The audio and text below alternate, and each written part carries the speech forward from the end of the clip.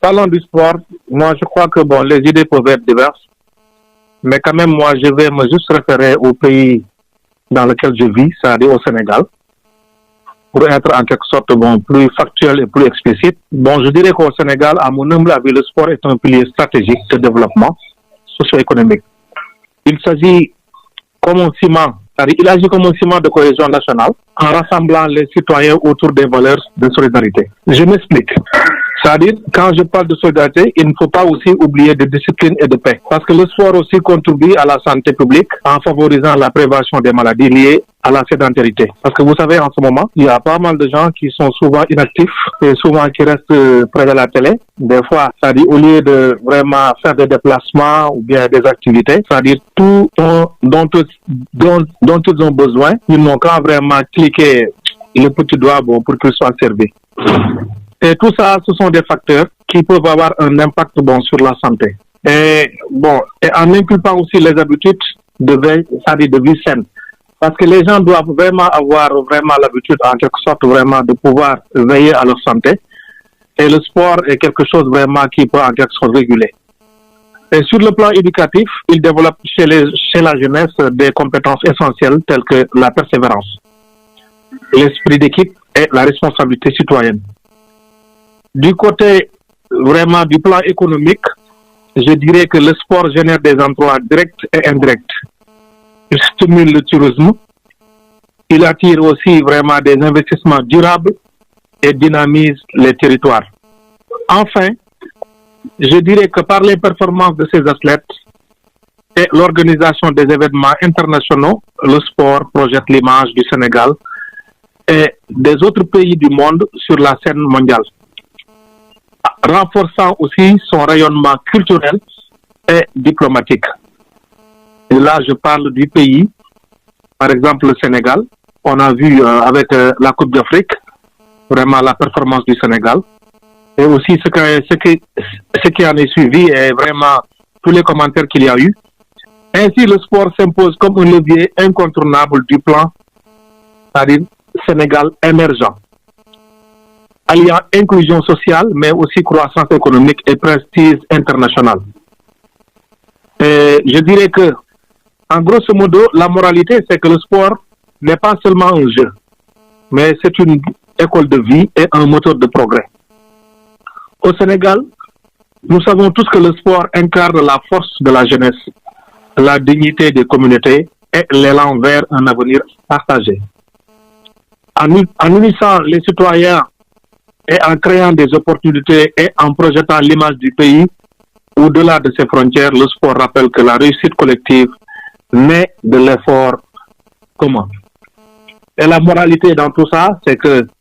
investir dans le sport, c'est investir dans l'homme, dans l'humain, mais aussi dans la nation et dans l'avenir. Waaw liñ ci wax ci kàllaama Kocc Barma rek mooy dañuy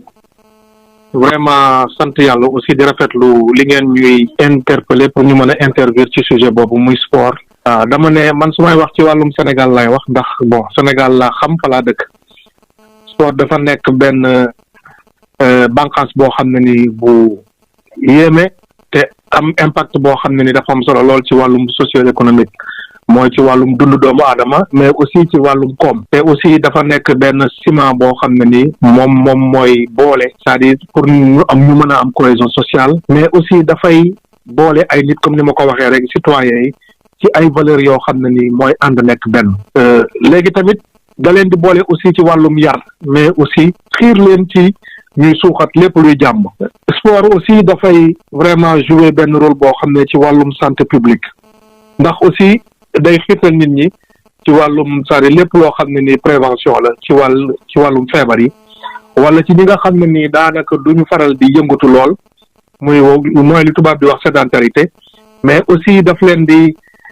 loolu mën na sax c'est-à-dire indi loo xam ne ay habitudes yoo xam ne ni mën na am jeexital ci dundu doomu aadama. ci wàllum éducation mooy ci wàllum njàngale wala ci wàllum yar dafay développer ci ndaw ñi ay compétences yoo xam ne ni dafa am solo lool yu mel ni c'est-à-dire nit ki bu nekkee ci dara gëm ko mais aussi tey ak dal te bañ a yàkkamti mais tamit mu leen di aussi xiirtal ci ñu nekk ànd benn booloo esprit d'équipe mais tamit ci responsabilité citoyenne mooy que ku ci nekk rek nga jàpp ni réew mi yow yaa ci war a taxaw ba mu mën a dox ci wàllum nag koom muy économie dina vraiment fexe ba ay liggéeykaay génn ci lu mel ni ay emploi direct ak aussi ay liggéey yoo xam ne ni xëy na indirect lay doon mais tamit dafay am jeexital ci wàllum tourisme mais tamit day indi wala day attirer li ñuy wax les investisseurs ci loo xam ne ni mooy ay activité durable mais tamit day vraiment am jeexital ci wàllum c'est-à-dire dynamiser c'est-à-dire goxaan yi su may tënk nag damay wax ni rek sport ci ay performance yi nga xam ne ni moom la athlètes yi di def ak ci organisation événement internationaux yooyu yoo xam ne ni dafay am sport dafay vraiment féddali image réew mais aussi ci kanamu c'est-à-dire àdduna wërngal këpp mais tamit di renforcer li ñi xam ne ni moom mooy c'est-à-dire rayonnement mooy fexe ba réew mi ñu mën koo vraiment c'est-à-dire gis mën ko aussi bàyyi xel surtout ci wàllum aussi culturel mais tamit ci wàllum diplomatie loolu nag buñ ko dee wax mooy sport dafay imposer nekk benn vraiment levier mooy jumtuwaay boo xam ne ni c'est-à-dire kenn mënu ko bàyyi mu des ginnaaw ci plan nag Sénégal émergent gis nañ ni bàyyi nañ ko xel lool mais tamit dafay aussi boole c'est-à-dire li ñuy wax naan inclusion sociale mooy nit ñi mu bañ a am xàjj ak seen ci wàllum tamit croissance économique mais aussi ci prestige international su ma dee bëgg a tënk li ma wax yëpp mooy daanaka sport dafa nekkul benn mbir moo xam ne ni foofu rek la mais dafa nekk école boo xam ne nii ak moteur boo xam ne nii day jëmale réew kanam ci biir Sénégal sport dafay incarner benn force boo xam ne doole boo xam ne nii li ñu naan dignité des communautés mooy nit ñi dañ ciy gis seen bopp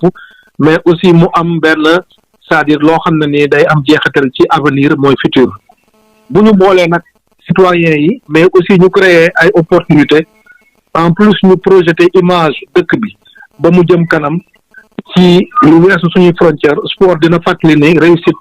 nekkul rek loo xam ne ni kenn moo koy dëgmal mais day nekk loo xam ne ni askan moo ci ànd mu nekk lu collectif su ma bëggee dëxëñ li ma bëgg a wax yëpp damay wax ne sport moom dafa nekk benn c'est-à-dire liñ naan loo xam nit daf ci investir mais nit tamit mën na ci am lim ci mën a jariñu mais aussi ci biir réew mi mais ci avenir u askan wi yëpp salaamaaleykum wa rahmatullah